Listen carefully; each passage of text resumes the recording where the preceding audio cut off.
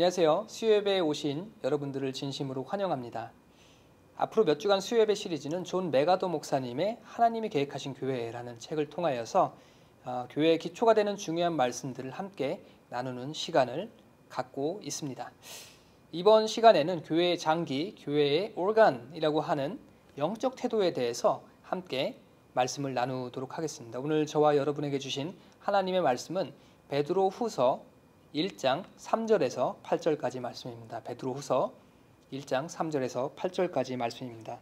제가 읽도록 하겠습니다. 그의 신기한 능력으로 생명과 경건에 속한 모든 것을 우리에게 주셨으니 이는 자기의 영광과 덕으로서 우리를 부르신 이를 알므로 말미암음이라. 이로써 그 보배롭고 지극히 큰 약속을 우리에게 주사 이 약속으로 말미암아 너희가 정욕 때문에 세상에서 썩어질 것들을 피하여 신성한 성품에 참여하는 자가 되게 하려 하셨느니라. 그러므로 너희가 더욱 힘써 너희 믿음의 덕을, 덕의 지식을, 지식의 절제를, 절제의 인내를, 인내의 경건을, 경건의 형제우애를, 형제우애의 사랑을 더하라. 이러한 것이 너희에게 있어 흡족한즉 너희로 우리 주 예수 그리스도를 알기에 게으르지 않고 열매 없는 자가 되지 않게 하려니와. 아멘. 지난주 저희가 골로새서 말씀을 통해서 교회의 골격에 대한 이야기를 함께 나누었습니다. 우리에게 뼈가 있고 이 뼈가 우리의 몸을 지탱해 줌으로써 우리가 이렇게 튼튼하게 서 있을 수 있는 것처럼 교회는 어떠한 상황에도 절대로 변하지 않는 이 근본적인 뼈대, 진리가 있습니다. 이러한 육체의 뼈처럼 교회의 근본된 진리, 하나님의 말씀은 어떠한 상황에서도 굽힘이 없이 단단해야 교회가 바로 세워질 수 있습니다. 이 교회의 골격에는 하나님 경외, 성경의 권위, 건전한 교리가 있습니다. 하지만 우리가 이 뼈만 갖고 사람이라고 부르지 아니하는 것처럼 이 뼈로 인하여 바로 골격이 선 인간이 살아 움직이기 위해서는 우리 몸 안에 각종 장기들과 혈액이 필요합니다. 우리의 몸에는 우리의 생명을 유지시켜 줄 수 있는 정해진 질서가 필요한 것이지요. 심장은 피가 돌게 하고 또 위장은 먹은 음식을 소화시켜서 몸 전체로 영양분을 보내어서 에너지를 공급을 합니다. 그리고 각 장기들이 원활하게 자기의 역할을 할 때에 우리의 몸은 이렇게 생기가 돌고 살아서 움직이게 되는 것입니다. 몇몇 분들도 저랑 동일한 경험을 하신 분들이 있으시겠지만 제가 미국에서 살면서 가장 불편한 부분 그리고 신경 쓰이는 부분 중에 하나가 바로 건강에 대한 문제입니다. 제가 학생일 때에는 이 보험도 없고 돈도 없기 때문에 아플 때에는 그냥 끙끙거리면서 참고 견뎠던 그러한 기억들이 있습니다. 그러면서 그냥 아플 수 없다고 혼자 이제 침도 놔보고 뜸도 떠보고 이렇게 돌팔이같이 자기 치료 이력을 갖고 있는데 한 번은 제가 공부를 하면서 차를 너무 많이 마셔서 카페인 과다 섭취로 쓰러진 적이 있습니다. 그러면서 제가 스스로 혼자 치료를 해보려고 했지만 도저히 방법이 없어서 전문가의 도움을 받았던 그런 아픈 경험을 갖고 있습니다. 그러면서 나의 이 작은 장기 하나가 한 부분이 내가 먹은 음식을 해독하지 못하면 어떤 결과가 나온지에 대해서 큰 경험을 하게 되었습니다. 또한 제 주변 어떤 분들은 이 소화를 잘 못 시키는 분들도 있고 또 이제 화장실을 자주 못 가시는 그런 분들도 있는데 그런 분들과 이제 경험을 나누면서 그분들 모두 이 작은 장기 자신의 그 작은 장기 하나가 이 삶에 얼마나 큰 영향을 미치고 있는지 제가 알게 되었습니다. 교회에서 이 장기는 바로 영적인 태도를 의미합니다. 이 사람의 몸은 이 작은 부분 같지만 단 하나의 장기가 자기의 기능을 제대로 하지 못하면 몸 전체가 이렇게 고생을 하는 것처럼 우리의 작아 보이는 영적 태도 하나가 교회에 얼마나 큰 영향을 끼치는지요. 우리의 몸은 그 각자의 역할을 바로 올바르게 하는 이 모든 장기들이 이제 모두 모여서 하나의 건강한 몸을 이루게 됩니다. 올바른 교회는 올바른 영적 태도, 내적 태도를 가진 성도들로 이루어집니다. 그리고 이 모든 영적 태도들이 올바르게 세워졌을 때에 교회가 건강하게 서게 되는 것입니다. 우리는 이 올바른 영적 태도를 갖는데 우리의 초점을 맞춰야 합니다. 물론 그렇게 하는 것이 쉽지가 않습니다. 왜냐하면 이 태도나 성향이 옳지 못함에도 불구하고 단순히 선한 일을 행하는 사람으로 만드는 것은 굉장히 쉬운 일일 수가 있습니다. 이러한 율법적인 행위에서 만족을 얻으려고 하는 이러한 습성이 성경의 가르침과 정면으로 위배되고 있습니다. 그렇기 때문에 오늘 우리가 어떠한 이유로 영적인 태도가 나와야 하는지와 그 영적 태도가 무엇인지에 대해서 함께 말씀을 나누도록 하겠습니다. 본문인 이 베드로 후서에서는 신성한 성품에 참여함으로 우리가 하나님의 열매를 맺는다라고 말씀을 하면서 5절부터 신성한 성품에 참여하는 것이 무엇인지에 대해서 말씀을 하고 있습니다. 너희가 더욱 힘써 너희 믿음의 덕의 지식을, 여기에서 힘써라는 이 단어는 서둘러서 그리고 급하게 간절하게 라는 뜻을 갖고 있습니다. 우리가 이러한 하나님의 성품에 참여하기 위하여 다른 모든 것들보다 우선순위를 두고 급하게 그리고 간절하게 이렇게 이러한 것들을 추구해야 한다라고 말씀을 하고 있는 것입니다. 메가더 목사님은 이 책에서 17가지의 영적인 태도에 대해서 소개를 하고 있는데 오늘은 이들 중에 가장 중요한 3가지 태도에 대해서 함께 말씀을 나누도록 하겠습니다. 이 3가지 태도는 복종, 섬김, 그리고 유연한 태도입니다. 첫 번째 우리가 가져야 할 영적인 태도는 복종입니다. 사도 베드로는 이 신성한 성품에 참여할 것을 말씀하면서 가장 먼저 믿음으로 시작을 하고 있습니다. 여러분에게 믿음이란 무엇인가요? 우리가 때때로 찬양을 하면서 또 말씀을 들으면서 이 감정이 깊어지면 믿어지는 것 같고 또 어쩔 때는 이 기분에 따라서 믿음이 약해지는 것 같기도 합니다. 나의 믿음이 강해질 때에는 자신 있게 사람들 앞에서 나서지만 또 그렇지 못할 때에는 한없이 작아지는 나의 그 모습을 볼 수가 있습니다. 이 때로는 우리 믿음의 기준을 나의 감정이나 느낌에 두고 있음을 우리가 살펴볼 수가 있습니다. 그러나 히브리서 기자는 히브리서 12장 2절을 통하여 믿음에 대한 이와는 다른 정의를 내리고 있습니다. 이러므로 우리에게 구름같이 둘러싼 허다한 증인들이 있으니 믿음의 주요 또 온전하게 하시는 이인 예수를 바라보자.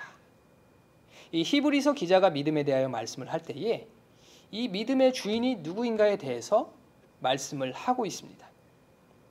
믿음의 주인이라는 이 단어는 영어에서 founder라고 번역이 됩니다. founder, 이 기초를 세운 사람, 즉 믿음의 주인은 이 믿음의 창시자, 이 믿음을 만드신 분이라고 하고 있는 것이죠. 예수님은 이 땅 가운데 오실 때에 그냥 기분이 내키거나 또는 단순히 우리를 그저 불쌍하게 여기셔서 오신 것이 아닙니다.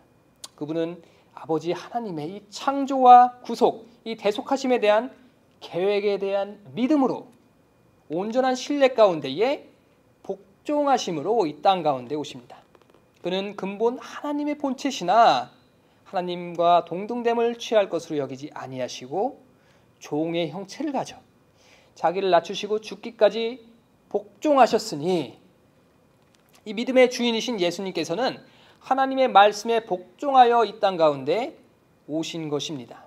사실 복종이란 단어가 거부감이 드는 단어일 수가 있습니다. 하지만 이 복종은 모든 영적 태도의 기초가 되는 그러한 태도입니다. 이 믿음의 태도는 복종하는 태도입니다. 요시야 왕은 자신의 조상들인 선대의 왕들이 여호와께 범죄하였던 것에서 벗어나서 하나님께 인정받는 사람이 되었습니다.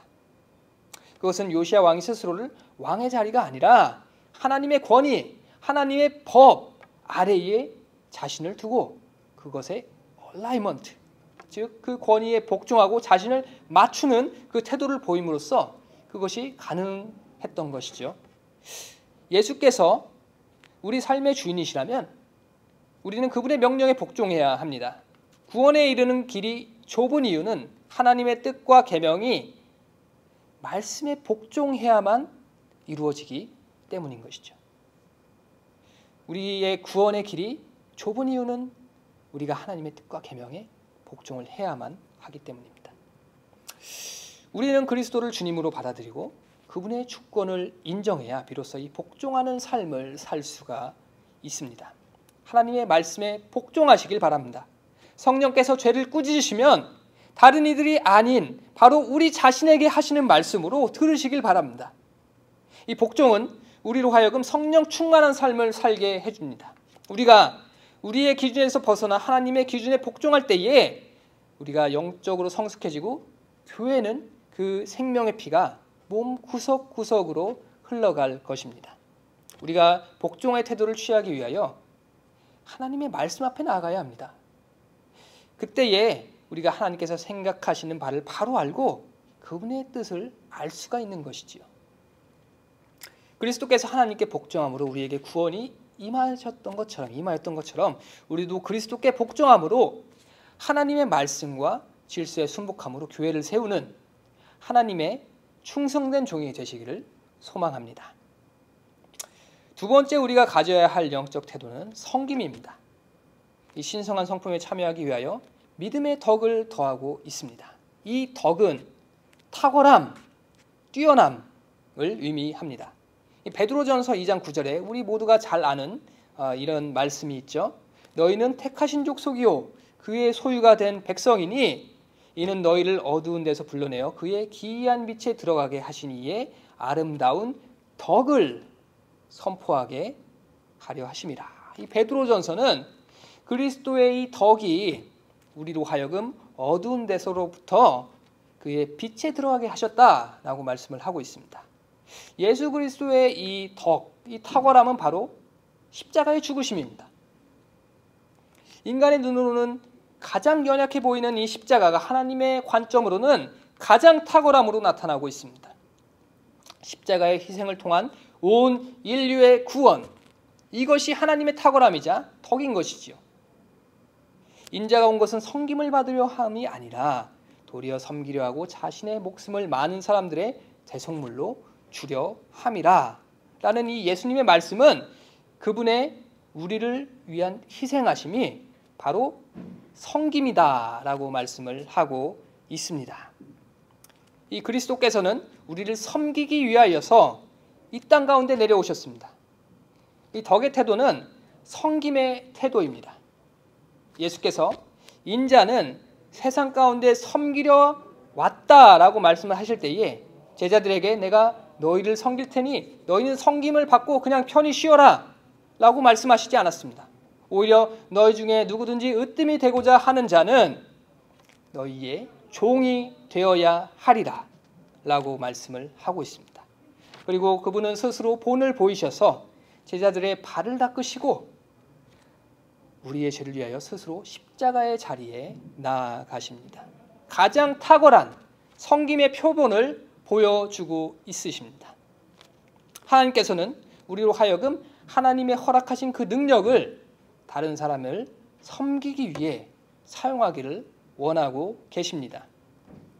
이것이 성령 안에서 그리스도인이 거하면서 능력을 베푸시는, 성령께서 우리에게 능력을 베푸시는 그 이유인 것이죠.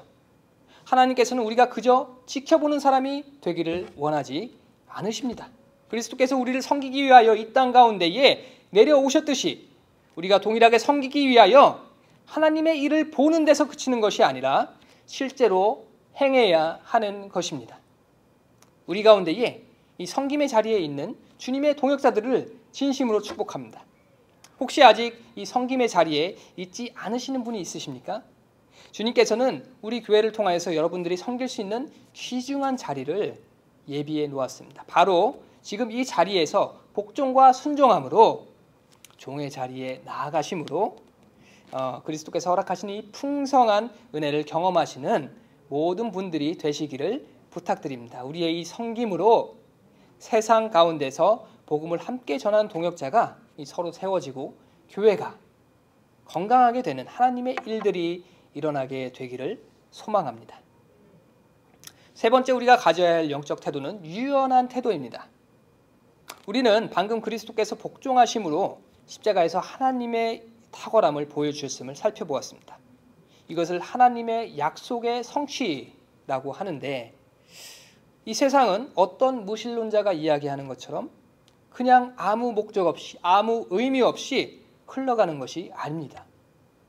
하나님께서는 이 세상의 창조주시요 모든 만물의 역사를 주관하시는 분이십니다.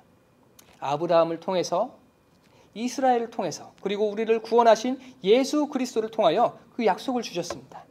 하나님께서는 그분의 뜻을 정하시고 이 정하신 약속을 성취하심으로써 이 세상이 어떠한 방향으로 흘러가고 있고 그 종말이 어떠할 것인지에 대해서 나타내 주셨습니다. 그분의 목적이 무엇인지 보여주는 그 약속의 책이 바로 이 성경인 것이지요. 우리는 이제 하나님의 말씀을 통하여 우리가 역사에 어디에 위치하고 있고 어떻게 흘러갈 것인지에 대해서 알고 있습니다. 우리가 하나님께서 역사하시는 그 계획에 동참하고 있음을 알게 되는 것이 바로 이 지식이고, 이 지식은 유연한 태도를 갖게 합니다. 유연하다는 것은 이 성령의 이끄심에 따라서 우리가 위치가 얼마든지 바뀔 수 있다는 것을 우리가 인정하는 태도입니다. 이 교회 안에 너무나 많은 그 사람들이 전에는 한 번도 이런 식으로 일을 해본 적이 없습니다 라고 말하면서 새로운 시도를 거부한다고 합니다. 어떤 이들은 이 유연하지 못한 태도를 마치 스스로 자랑거리라고 생각하기도 합니다. 이러한 고집을 자신의 그 훈장처럼 여기지만 사실 이 고집은 바리새인들의 특징이기도 합니다. 어떤 교회는 이 전통에 집착한 나머지 성경의 명령인 줄 알면서도 그들의 전통을 더 중요하게 여기면서 성경의 명령을 무시하기도 합니다. 그러나 바리새인들을 대하시는 예수님께서는 그 전통보다 하나님의 인도하심과 하나님께서 말씀하시는 진정한 의미를 더 중요하게 여기셨습니다. 메가도 목사님께서 심우하시는 이 그레이스 커뮤니티 교회에는 교회의 규모가 매우 큼에도 불구하고 유연한 태도를 지향하기 위해서 노력을 많이 하고 있다고 합니다. 이 교회는 하나님의 뜻에 더 부합하다면 변화가 필요하다는 사실을 항상 인지하고 전통의 벽을 허물기 위해서 노력을 하고 있습니다. 이것은 비단 교회뿐만이 아니라 개인에게도 동일하게 요구되는 태도입니다. 사도 바울은 아시아에서 복음을 전하기 위하여 발길을 옮겼지만 성령께서는 그것을 가로막으시고 환상 중에서 마게도나로 와서 우리를 도우라라는 메시지를 받습니다. 이에 바울은 즉시 다른 사역 장소로 이동을 하죠. 그리고 이로 인하여서 복음은 그가 한정했던 그 지역을 넘어서서 다른 세상으로 널리 퍼지기 시작하였습니다.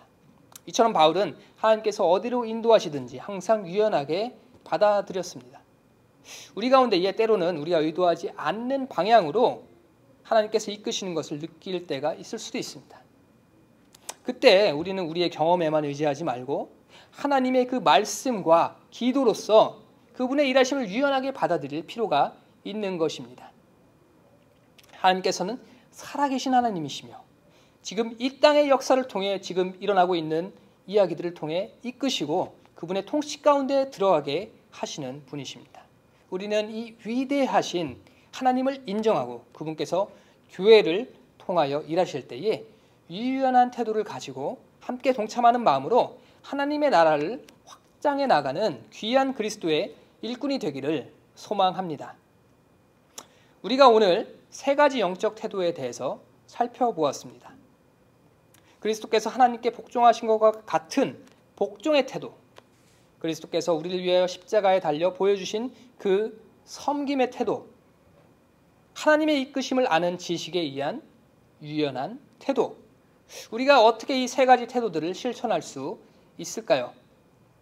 이 뉴스홈교회는 작년 성경 공부와 그리고 213, 413 등 굉장히 하나님께 말씀을 순종하고 복종할 수 있는 그러한 태도를 배울 수 있는 그러한 기회들이 있습니다.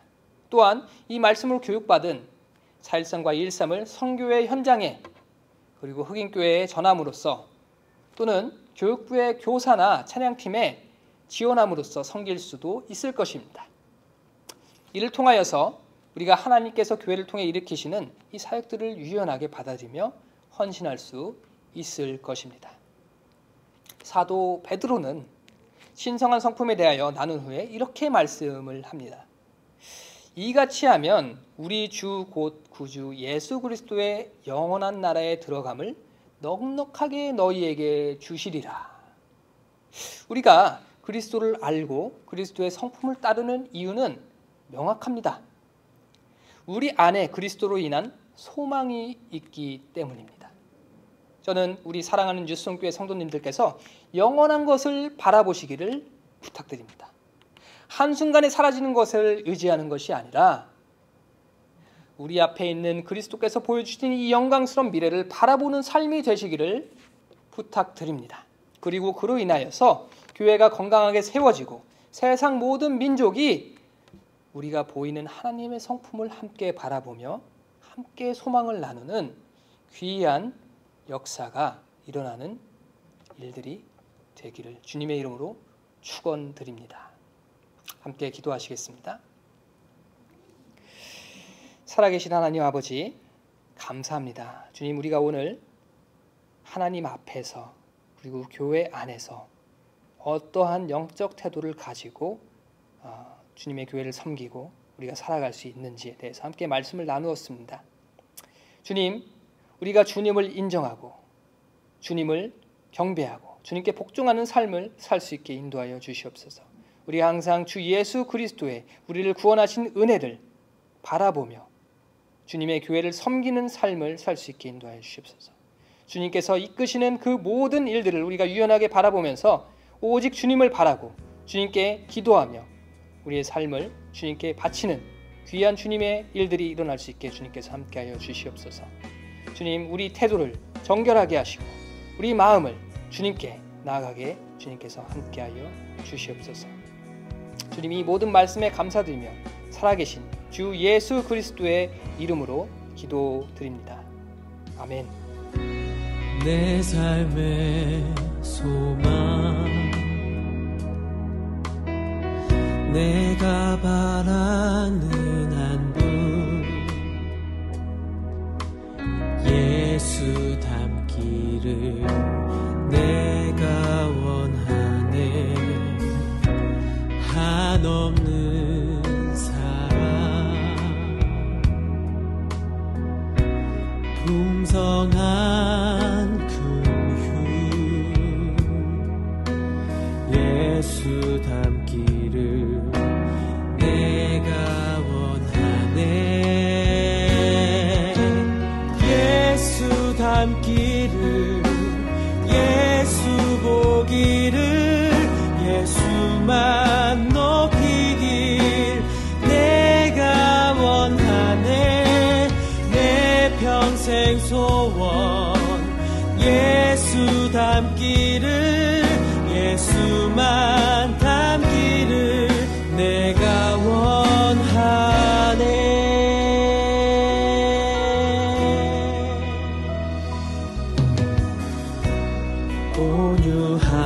온유하시고 겸손하신 성품, 예수 닮기를 내가 원하네. 자비하시고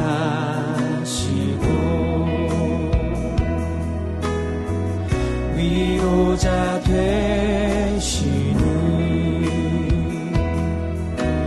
예수 닮기를 내가 원하네.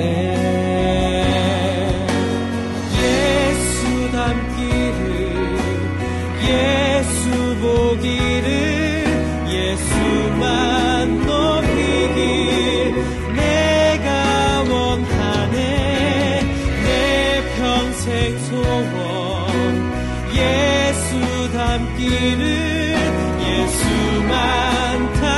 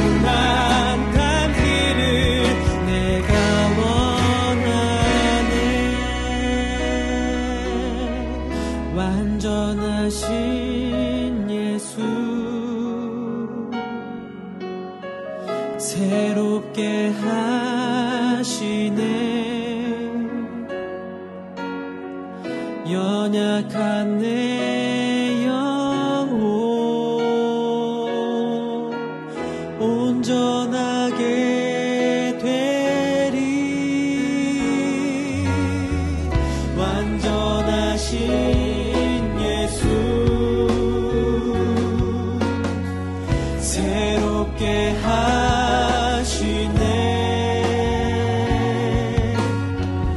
연약한 내 영혼 온전하게 되리. 완전하신 예수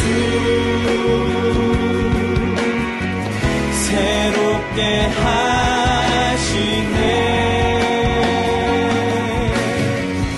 연약한 내 영혼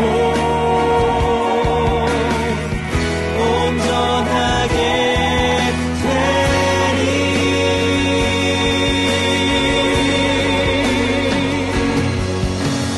예수 닮기를 예수 보기를 예수만 높이길 내가 원하네. 내 평생 소원